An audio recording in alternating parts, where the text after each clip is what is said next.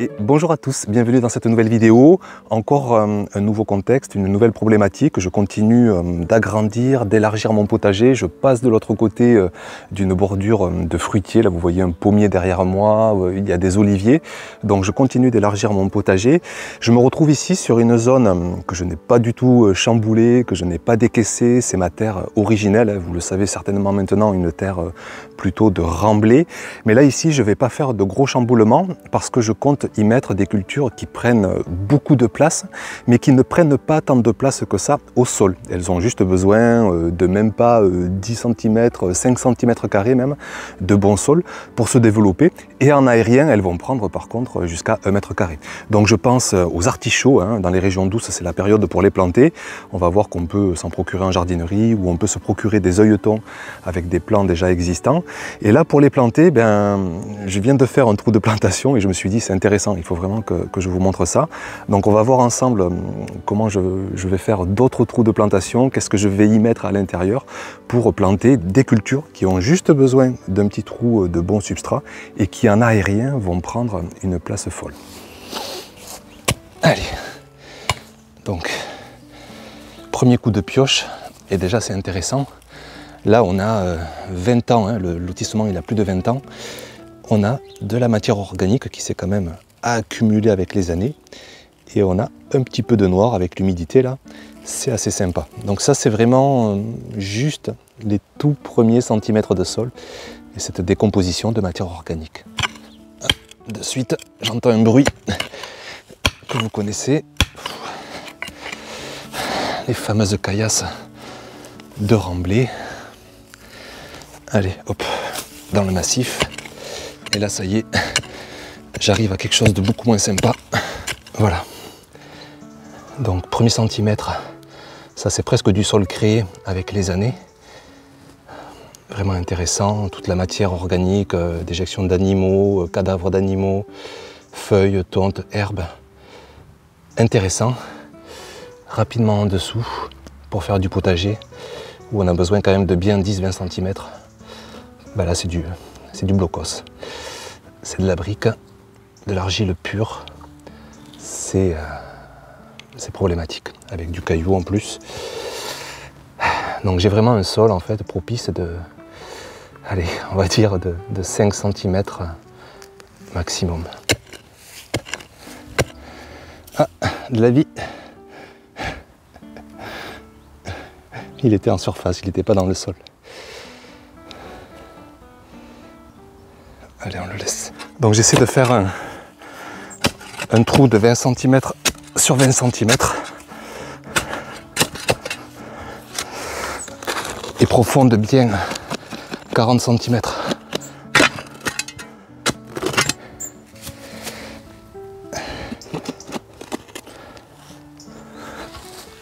Ce sol sans sable, c'est pas évident à accepter, mais bon, il y a moyen de jardiner là-dedans. C'est aussi ce que je voulais vous dire dans cette vidéo, comment on peut faire autrement que avec la solution quelque part assez facile de ramener de la terre. Il y a d'autres solutions, je vous en parle de suite. Ça reste quand même une terre très acceptable. C'est essentiellement de l'argile, du limon, des particules vraiment très fines. L'inconvénient qu'on voit ici, c'est que ça va énormément se compacter avec les années. On va peut-être manquer un petit peu d'activité macrobiologique, de vers de terre, de décomposeurs. Et ça peut poser souci quand même pour avoir des productions optimales. Après, là, moi, ce que j'ai fait, en travaillant mécaniquement, de suite, j'ai aéré la terre. On voit que ça foisonne. Là, maintenant, il y a plein d'air là-dedans. Donc, je peux très bien me resservir de cette terre en la tamisant, en enlevant les plus gros cailloux. Même les graviers, on peut les laisser. Ça va décompacter, ça va aérer, ça va même faire de l'inertie.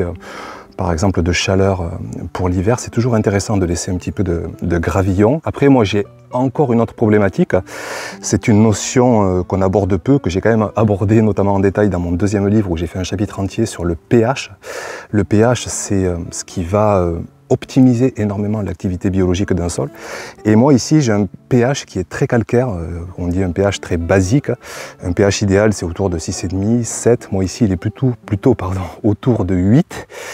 C'est assez problématique, mais On peut s'en satisfaire en amenant, on peut le réguler, on peut le neutraliser, le ramener vers 7 en ramenant beaucoup de matière organique. Donc toujours les mêmes solutions, on rapporte des composts, on rapporte des fumiers, on rapporte des paillages, on rapporte des broyats de branchettes, de brindilles, et tout ça va améliorer le sol.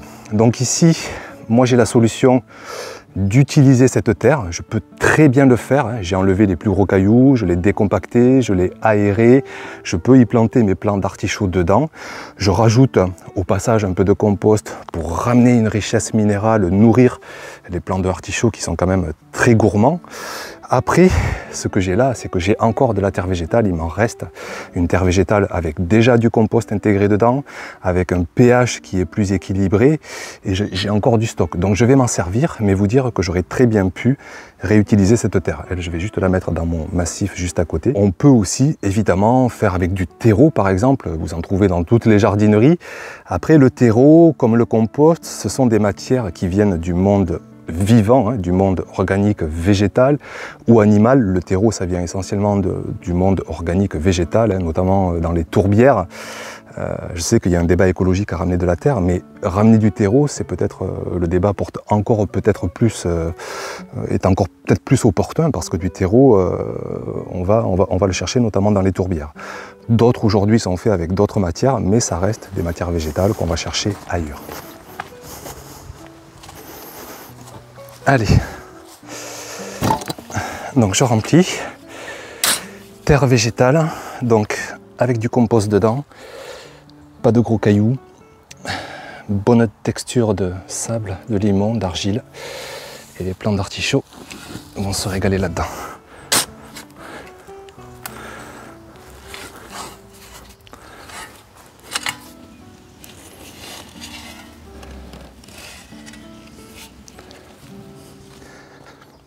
Alors après, il me reste à arroser, bien sûr, toujours cette première clé de fertilité. La terre que j'apporte est bien trop sèche, donc on va l'arroser copieusement. Je pense que là, elle peut accueillir facilement plusieurs litres d'eau. Ce que je vais faire aussi ensuite, c'est que je vais tout simplement pailler le sol pour déjà éviter de marcher dessus, pour bien identifier les plants d'artichaut. J'ai du broyat là sous la main, donc je vais en mettre à leurs pieds. Et puis comme ça, après, il n'y aura plus qu'à patienter et récolter.